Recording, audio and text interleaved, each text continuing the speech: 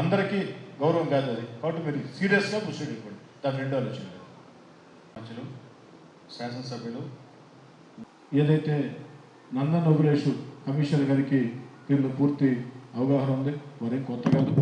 నాకు తెలిసి ఇక్కడ ఉన్న అధికారుల్లో ఒక టౌన్ డిఎస్పీ గారు తప్ప, దీక్ష గారు తప్ప మిగతా అందరూ కూడా దీంట్లో అవగాహన ఉంది. అందరూ పనిచేసిన వాళ్ళే. అందరూ చక్కగా సమన్వయం చేసుకోవాలని నారాయణ సార్ మాట్లాడే ముందు నగరం రిక్వెస్ట్, మేయర్ దేవరకొండ సుజాత గారి రిక్వెస్ట్ ఏమిటంటే వివిధ శాఖల్ని కోఆర్డినేట్ చేసే బాధ్యత నెల్లూరు నగర కార్పొరేషన్ శేషగిరిరావు గారు చూస్తారు. ఎందుకంటే దాదాపు నాకు తెలిసి 20 చూసుంటా, 20 రొట్టెల పండుగలు చేసినాడు ఆయన. కాబట్టి శేషగిరిరావు గారు ఫోన్ చేస్తే ఏ డిపార్ట్మెంట్కైనా అది నారాయణ సార్ చేసినట్టే, నేను చేసినట్టే, అజీజ్ గారు చేసినట్టే. ఎప్పుడు దాకా రొట్టెల పండుగ అయిపోయిన దాకా అవతలొద్దు, రొట్టెల పండుగ అయిపోయిన దాకా. వారు కూడా రిటైర్డ్ అవుతున్నారు. కాబట్టి లాస్ట్ ఫంక్షన్ ఇది. రిటైర్ అయిన అడిగి పోనేమో ఏదో రకంగా తీసుకొని వచ్చి మళ్ళీ రొట్టెల పండుగ అన్నిటికి పెడతాం, దానికి ఇబ్బంది లేదా.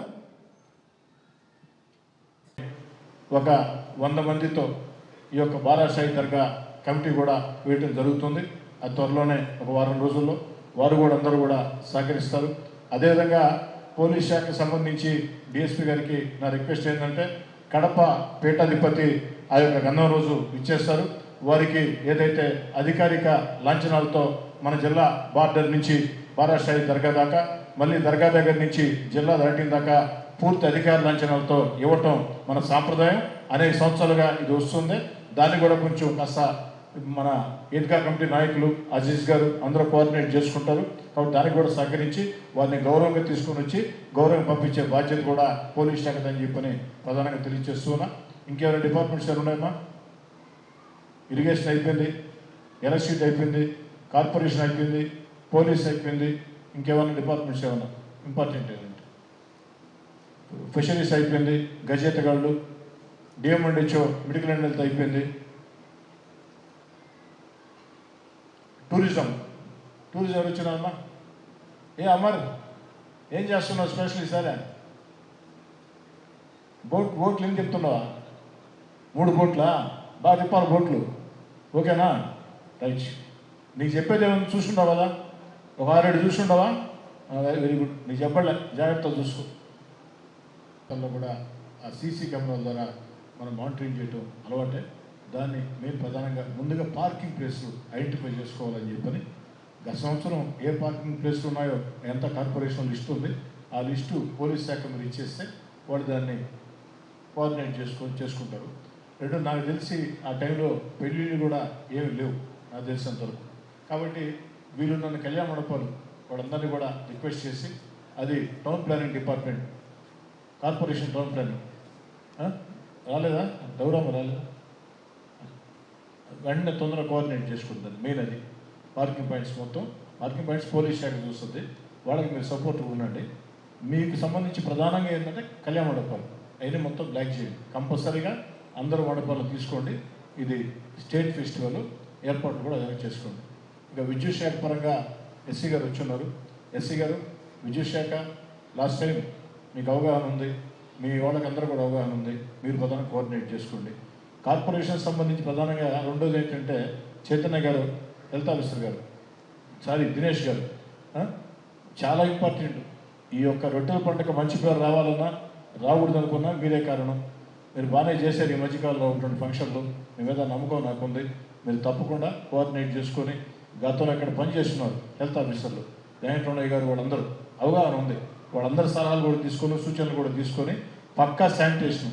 సార్ ఏ టైంలో వస్తారో తెలియదు. సార్ వచ్చే టైంలో ఎక్కడన్నా సరే ఏదైనా చెత్తాచెదారం ఉంటే కఠిన చర్యలు తప్పవు. మేము కూడా ఏం చేయలేము, ముందే గుర్తుపెట్టుకోండి. అది ఇంకా దానికి సంబంధించి ఇంకేదైనా డిపార్ట్మెంట్స్ ఫైర్ అన్నా ఇక్కడ షాపులు పెడతారు కదా, ఎవరి పేర్లు నా పేరు చెప్పినా, నారాయణ సార్ పేరు చెప్పినా, అజీజ్ గారి పేరు చెప్పినా, మేరీ గారి పేరు చెప్పినా మీరు కేర్ ఇవ్వకండి. పక్కాగా ఫైర్ డిపార్ట్మెంట్ ఏ సేఫ్టీ మెజర్మెంట్ తీసుకోవాలో తీసుకోండి. చాలా ముఖ్యం, చాలా ఇంపార్టెంట్ అది. ప్రతి షాప్లో కూడా ఆ యొక్క ఫైర్ సేఫ్టీ మెజర్మెంట్స్ మొత్తం కూడా తీసుకోండి. మీరు పూర్తి బాధ్యత మాది. అదేవిధంగా గజేతగాళ్ళు స్పెషలిస్ట్ వచ్చినారండి. మామూలుగా మీరు ప్రత్యేకంగా చెప్పేది ఏముంది, ప్రతి సంవత్సరం చేసి అలవాటు ఉంది, దాని తగ్గట్టు ప్లాన్ చేసుకోండి. 2 ఫైర్ ఇంజన్లు కొన్ని ఇక్కడే పెట్టాలండి. ఫైర్ ఇంజిన్ ఇక్కడే పెట్టాలా, ప్రతి షాప్లో కూడా అది ఐడెంటిఫై చేసుకోండి. Okay okay.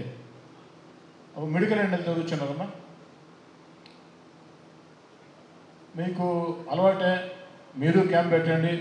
అదేవిధంగా కార్పొరేట్ హాస్పిటల్తో మాట్లాడి Apollo, medical, Narayana sir hospital డెట్టు అన్ని పెడతారు వీళ్ళు, వాళ్ళకు కూడా మ్యాక్సిమం చేయండి. అదొకటి. తర్వాత ఇంకేమైనా ఉన్నాయా? టాయిలెట్స్, ఇరిగేషన్, అది లాస్ట్లో మాట్లాడదాం. ఇకపోతే మొబైల్ టాయిలెట్స్, శేషగిరి గారు ఎవరు చూస్తున్నారు దాన్ని?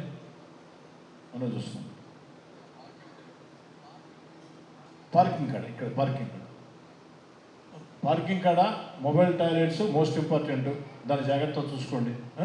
తర్వాత ఇరిగేషన్ డిపార్ట్మెంట్, ఎస్సీ గారు ఎట్లా దానికి లాస్ట్ టైం మీరు లేరు అనుకుంటా. బాలు నువ్వు ఉన్నావు కదా, నీకు అవగాహన ఉంది కదా, మీ బాలుకి అవగాహన ఉంది.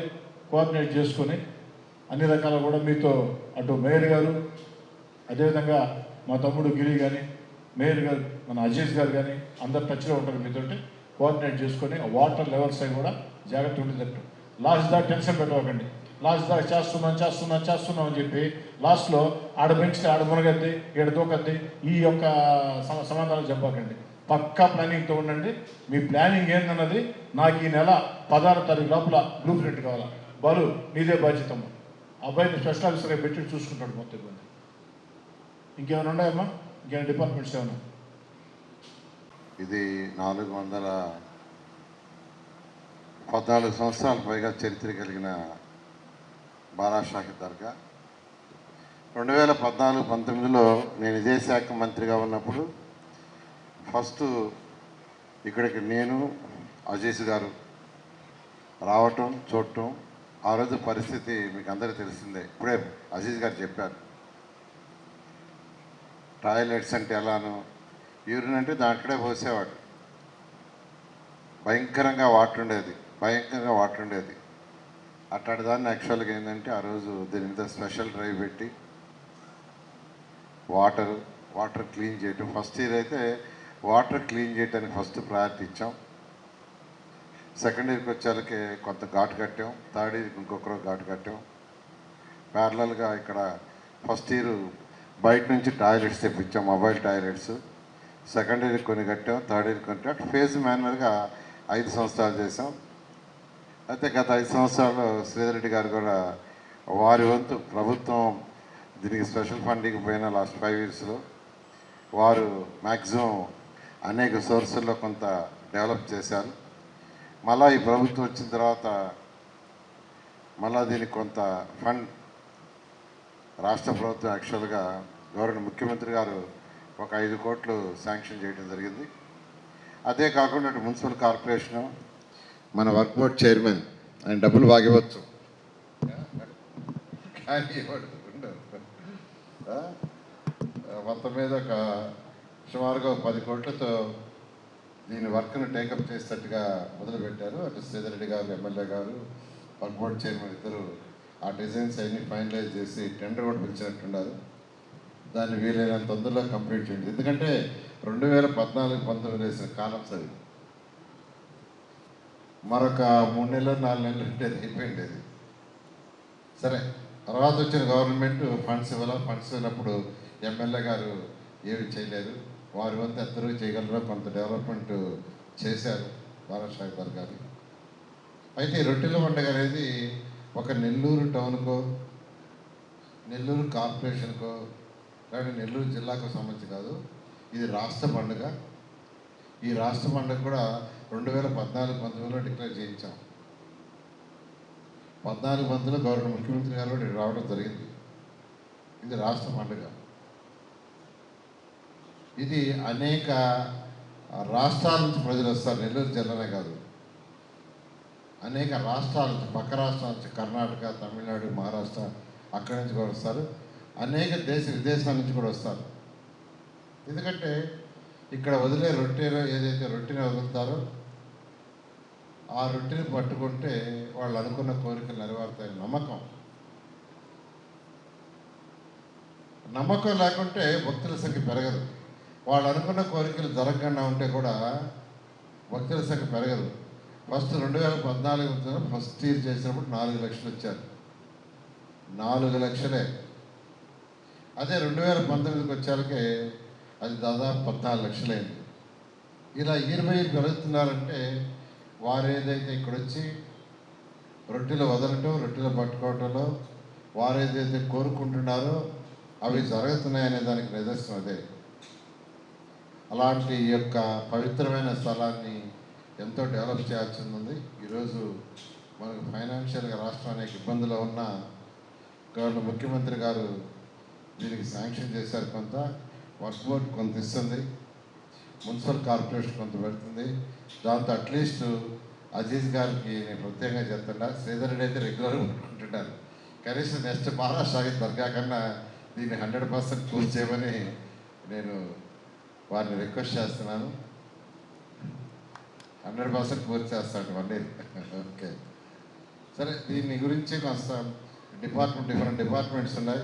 అటు మున్సిపల్ డిపార్ట్మెంట్ కావచ్చు, మెయిన్గా వాళ్ళ డ్యూటీ, వారి యొక్క వర్క్ శానిటేషన్, తాగటానికి చక్కగా మంచి వాటర్ ఇవ్వటం, తర్వాత నీడలు ఎక్కడైతే స్నానాలు చేస్తారో అక్కడ నీరు స్వచ్ఛమైనదిగా చేయటం. దానికి ఇప్పుడు అదే చెప్పాడు. 2014-19లో చిన్న నలకలు పురుగులు ఉన్నాయి. 14-19 ఫస్ట్ వచ్చినప్పుడు అక్కడ ఆ ఎడ్జిలంతా నల్లగా పురుగులు నీడలో ఉండేవి. వాటినన్నింటినీ తెల్లటి గుడ్డ తీసి పట్టించారు. దాన్ని ఎవరి కంటిన్యూ చేశారు. అంటే వీళ్ళు వచ్చి అక్కడ ఏదైనా వేసినప్పుడు, ఆకులు కానీ ఏదైనా వేసినప్పుడు అవన్నీ తీసేయడానికి వైట్ క్లాత్ పెట్టి చేశారు. సో కమిషనర్ గారికి చెప్తున్నాను, కంటిన్యూ చేయండి. చిన్న నలక కూడా లేకుండా చేయండి. ఈ సరౌండింగ్స్ అంతా శానిటేషన్ పర్ఫెక్ట్గా చేయండి. ఎవరికి కూడా డ్రింకింగ్ వాటర్ ప్రాబ్లం లేకుండా చూడండి. టాయిలెట్స్, చక్కగా టాయిలెట్స్ కట్టారు.